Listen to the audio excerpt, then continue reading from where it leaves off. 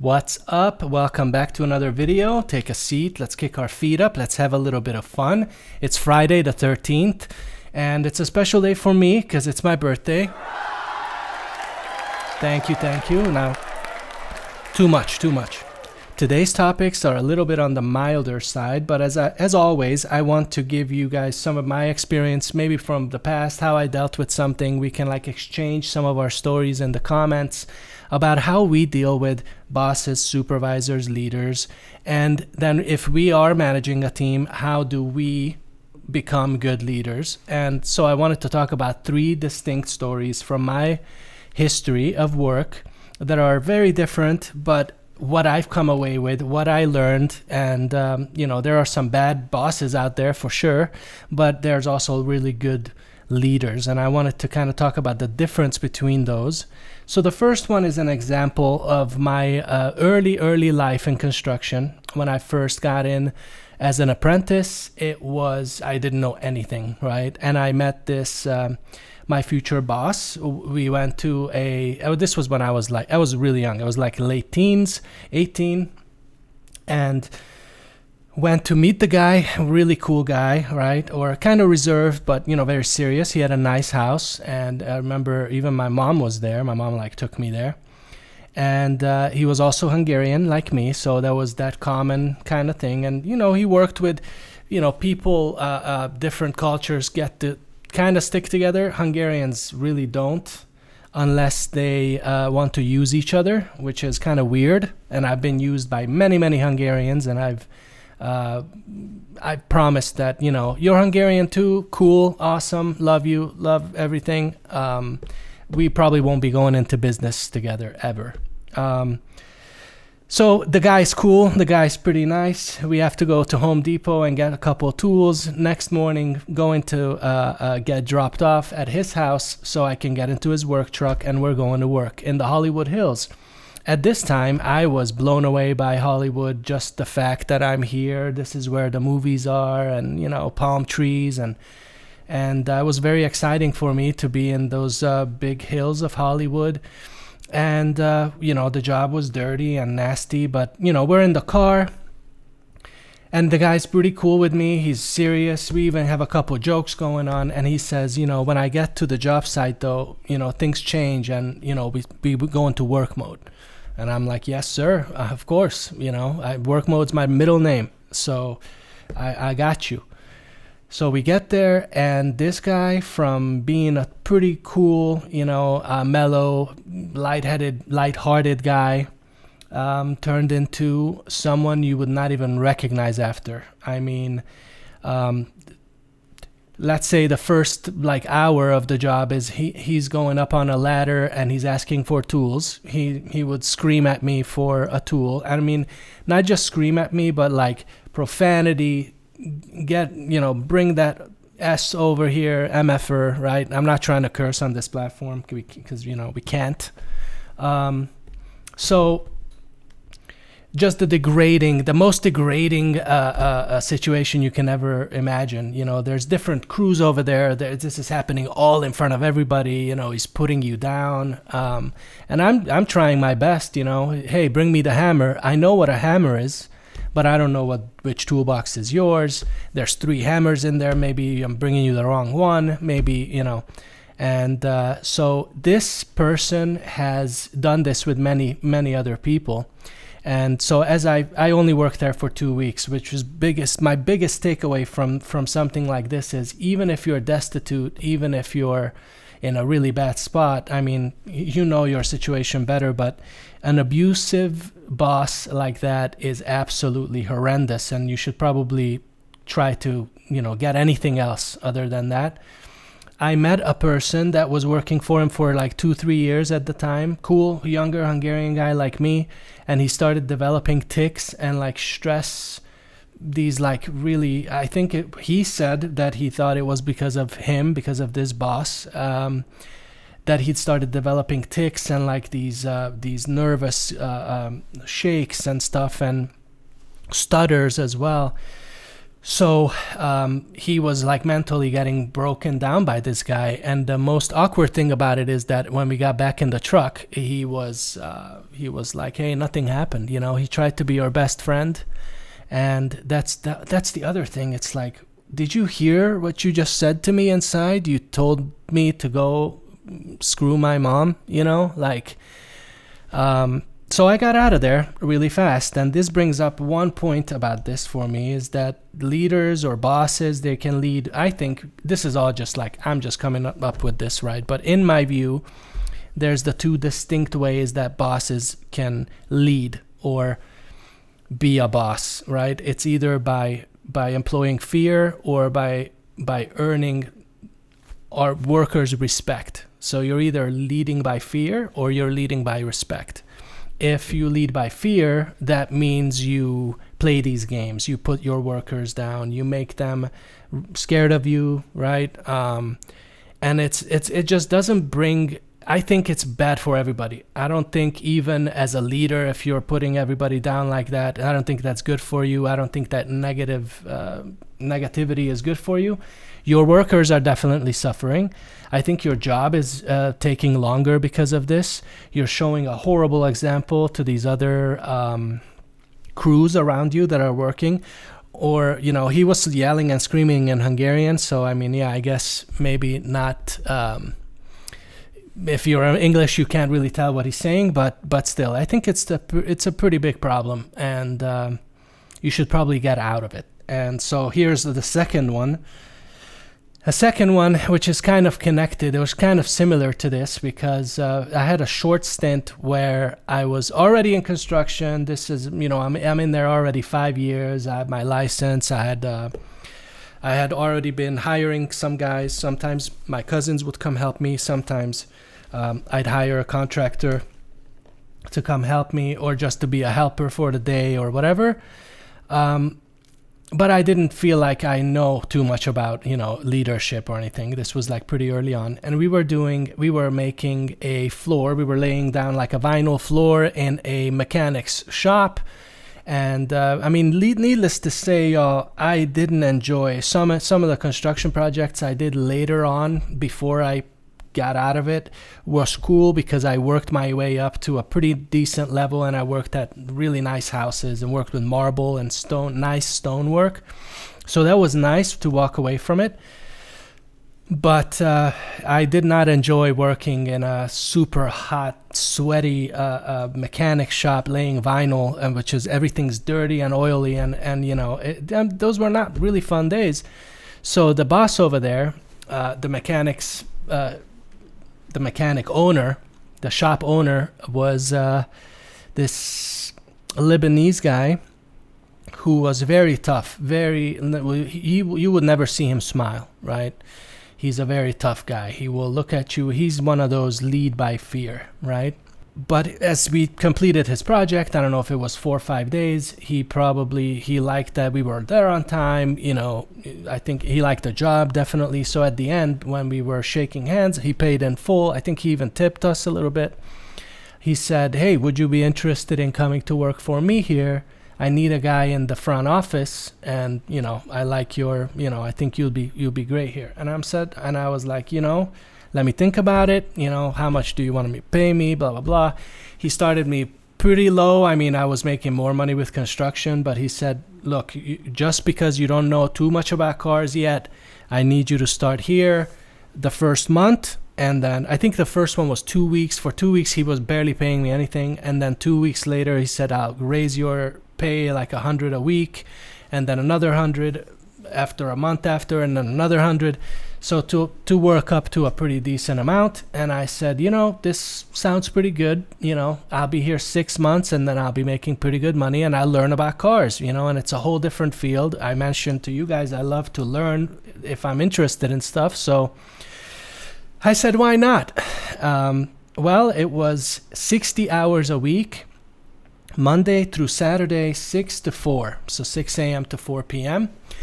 And, you know, it was an office job. Not that I didn't have to get my hands dirty sometimes. He was starting to teach me how to do registration stuff, and like check basic checks on brakes and oil and fluids and whatnot. And it was pretty fun, aside from the fact that this guy was, if he's in a bad mood, you do not want to talk to him. He was only in a good mood once in a blue moon. But I understand, this is work. We're not here to we're not coming here to have fun and be in a good mood.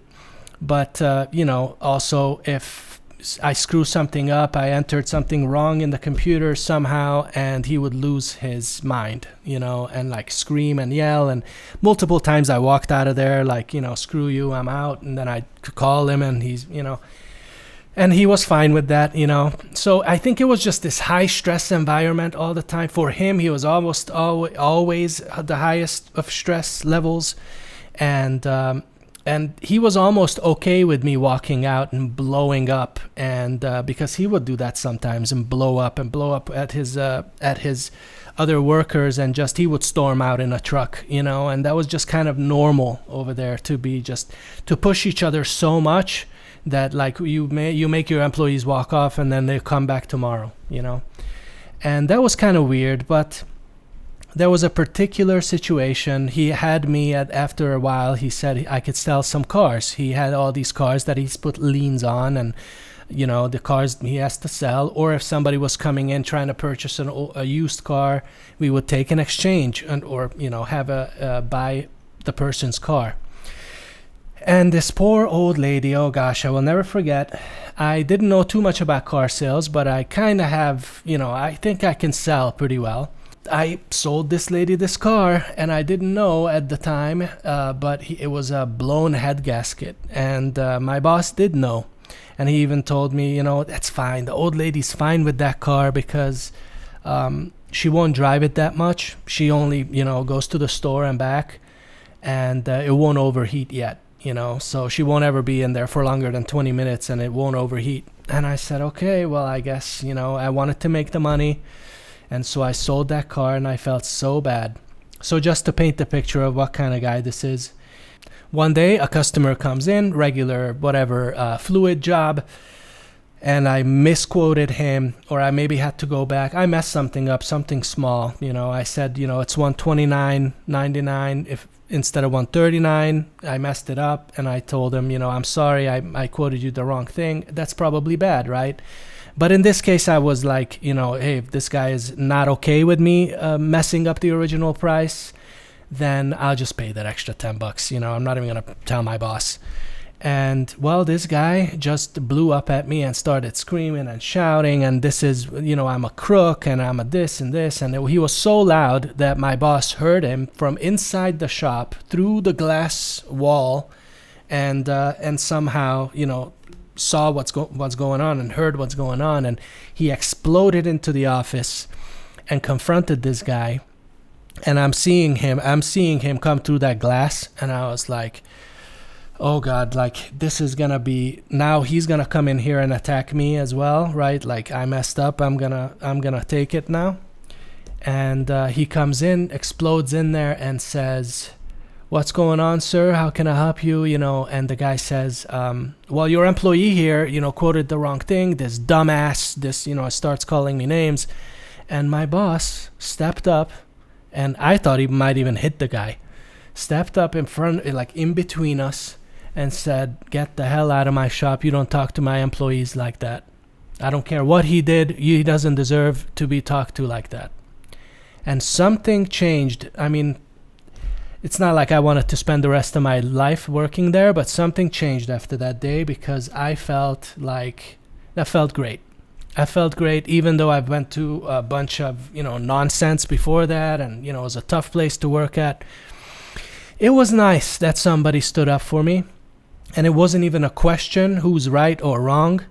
And, the guy took his car out of there and left. And I said, I'm gonna take this and digest this, and if I'm in a situation like this, I'm always going to, protect my team members, and it's always a good thing, especially in front of a client. It's not that the client's always right, but it does not, it's really not good in a team if if a team leader is choosing the client over you. I mean, I'm also gonna say caveat to everything I say, because there's always a legitimate reason to have the opposite thing going on. But for the most part, I think it's safe to say that if you have employees, if you're a leader, you should stick up for your team members. And I think this falls kind of more on the side of, leading by example and with respect instead of fear. And also, it's like after a certain point, hey, I'm the boss of this team. I'm the leader of this team. If you have a problem with one of those guys, you don't go to them. You come to me, and I'm gonna go to them, and I'll decide what has to happen there. But as a client or supervisor or whatever, you don't have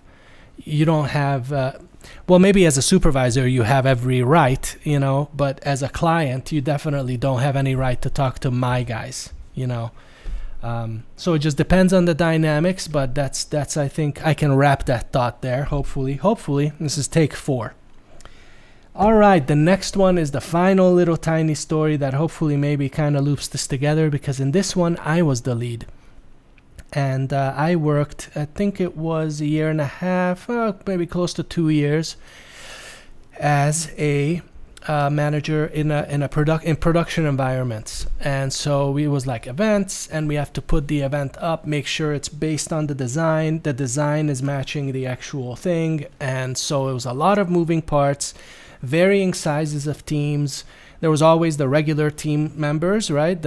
My guys that were always there, but then there were like 2 separate levels of temporary guys. There was like a semi-temporary, and then just the day workers.